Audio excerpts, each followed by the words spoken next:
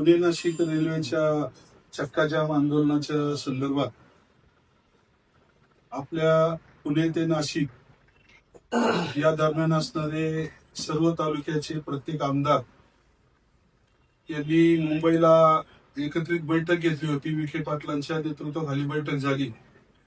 मुख्यमंत्री महोदयांच्या अध्यक्षतेखाली बैठक झाली आणि त्यानंतर कालच एक कमिटी समिती शासनानं ही पुणे नाशिक रेल्वे झालीच पाहिजे, हिला ज्या अडचणी आहेत त्या त्रुटी केंद्रापर्यंत पोहोचवण्यासाठी राज्य सरकारनं एक समिती स्थापन केली. तिची यादी पण काल सोशल मीडियाला आलेली आहे आणि त्या अनुषंगानं आपल्या भागामध्ये पूर्वी विमानतळ होणार होतं, परंतु झालं नाही आणि त्यावेळेस आपण एकत्रित झालो नाही.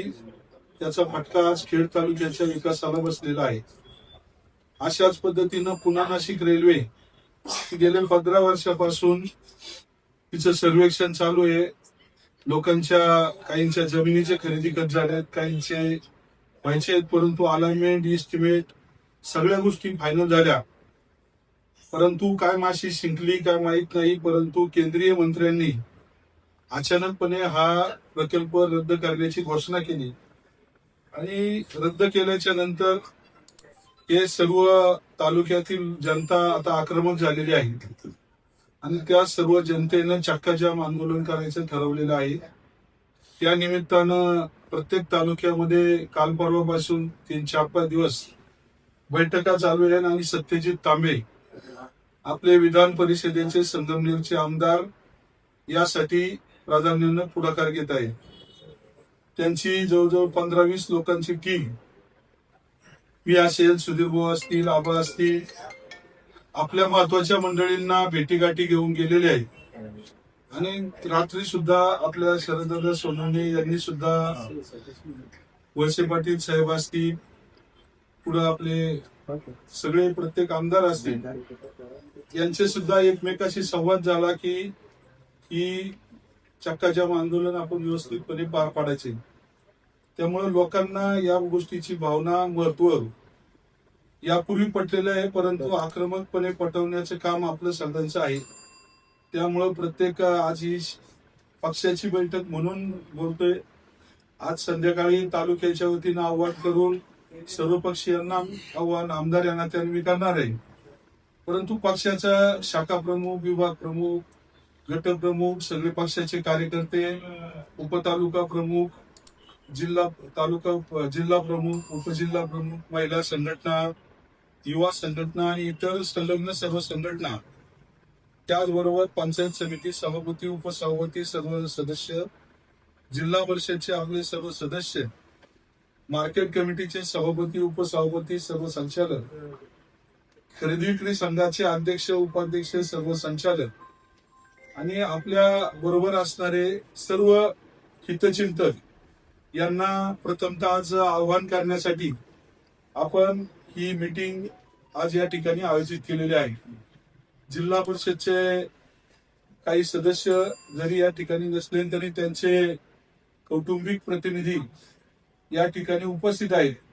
त्यामुळे बऱ्यापैकी महत्वाचे लोकप्रतिनिधी आणि पक्षाचे लोकप्रतिनिधी या ठिकाणी आपल्या या बैठकीसाठी उपस्थित आहेत. सुधीर भाऊंनी प्रस्तावित केलं, सज्जू भाऊंनी आपलं मत व्यक्त केलं, इतरही सर्व सहकाऱ्यांनी आपलं मत व्यक्त केलं, त्याचबरोबर आबांनी त्या ठिकाणी मार्गदर्शन केलं. मला आपल्या सर्वांना एवढंच सांगायचंय की सुधीर भाऊ मगाशी म्हटले की आज जर आपण याच्यासाठी भांडलो नाही तर आपली पुढची पिढी आपल्याला नक्कीच नाव ठेवेल म्हणण्यापेक्षा पुढच्या पिढीला जर आपल्याला चांगल्या दिशेने न्यायचं असेल तर आपल्याला आज या रेल्वेच्या बाबतीत सगळ्यांनी कुटुंबापासून आपली किती जास्तीत जास्त लोक येतील, वस्तीतून किती येतील, वार्डातून किती येतील, गावातून किती येतील, त्याचबरोबर आपल्या सगळ्या पंचायत समिती, जिल्हा परिषद गटातून किती येतील, याचं नियोजन आपल्या सगळ्यांना करायचं आहे. फक्त बैठक म्हणून आज तिच्याकडे बघू नका. माझी सगळ्यांना विनंती आहे की विकास, रस्ते, लाईट, पाणी हे होतच राहणार आहे.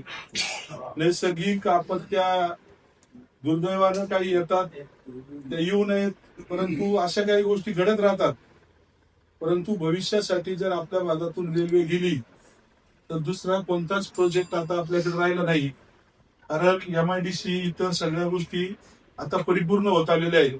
त्यामुळे रेल्वेची निकड आपल्या भागाला जर रेल्वे गेली तर आपल्या तालुक्यात अनेक उद्योगधंदे अजून या ठिकाणी आणि लोकांना न्याय मिळेल.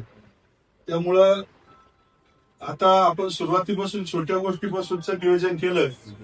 माईकची व्यवस्था, त्याचबरोबर टोप्यांची व्यवस्था, बिगर चिन्हाचे भगवे झेंडे, त्याचबरोबर गाड्यांची व्यवस्था. काहींना वाटलं की आपल्याला गाड्या आणायच्या तर गाड्यांचे नंबर किंवा इतर सगळ्या गोष्टी आदल्या दिवशी त्या येऊन लोक येतील. जमलं तर आपण आदल्या दिवशी मार्केट कमिटीमध्ये आपल्या सभागृहामध्ये परत सर्वपक्षीयांची बैठक बोलू. सर्वपक्षीय आले तर चांगलंच, नाही आले तर आपण सगळे एकत्र येऊ आणि दुसऱ्या दिवसाचं पुन्हा एकदा 8 तारखेला संध्याकाळी आपण 5च्या दरम्यान पुन्हा नियोजन 4-5च्या दरम्यान करू. मला खात्री आहे की रेल्वेचा प्रश्न सगळ्यांना समजलेला आहे आणि त्यामुळे केंद्रीय मंत्र्यांना जर जाग आणायची असेल तर राज्य सरकार सुद्धा ही रेल्वे व्हावी म्हणून आग्रही आहे. त्यामुळे राज्य सरकारने कमिटी नेमली, त्याचा अहवाल जाईलच.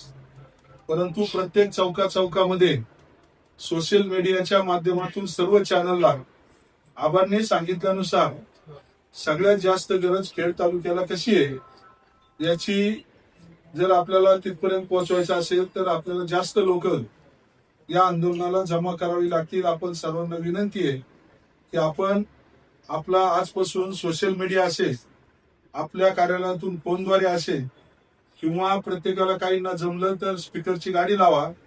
तिथं लागलं तर खाली तुम्ही निमंत्रण म्हणून आव्हान करते म्हणून नाव लिहा, परंतु स्पीकरच्या गाड्या सोडा लागलं तर, आणि तो आपल्या भागाला मी आव्हान करतो असं म्हणून तुमच्या स्वतःच्या त्या ठिकाणी खर्च जरी झाला तरी प्रसिद्धी म्हणा किंवा काम म्हणा दोन्ही एकत्रित या ठिकाणी होऊ शकते. आपणा सर्वांना आपल्या पक्षाच्या वतीनं आणि तालुक्याच्या वतीनं विनंती करतो की आपण या ठिकाणी सगळ्यांनी एकत्र येऊन हे आंदोलन यशस्वी करावं.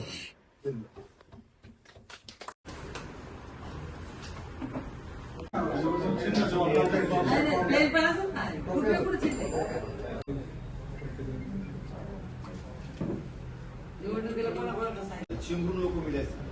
सभेचा इफेक्ट किंवा सभेची चर्चा तशीच करायला लागते. तसे आता जो आंदोलन एक लक्षात घ्या, हा आपण ते जाऊ माजी चौकात जाऊ, त्यासाठी आपण लगेच चालू मध्ये ठरवू, काय अडचण नाही. हे बघा, बाळासाहेब ठाकरेंची सभा आहे ना, आपण चाकणच्या मार्केटला गेलो त्यावेळेस मुंबई आणि महाराष्ट्रातले लोक यायची आणि आम्हाला शिवाय घालायची. बाळासाहेबांची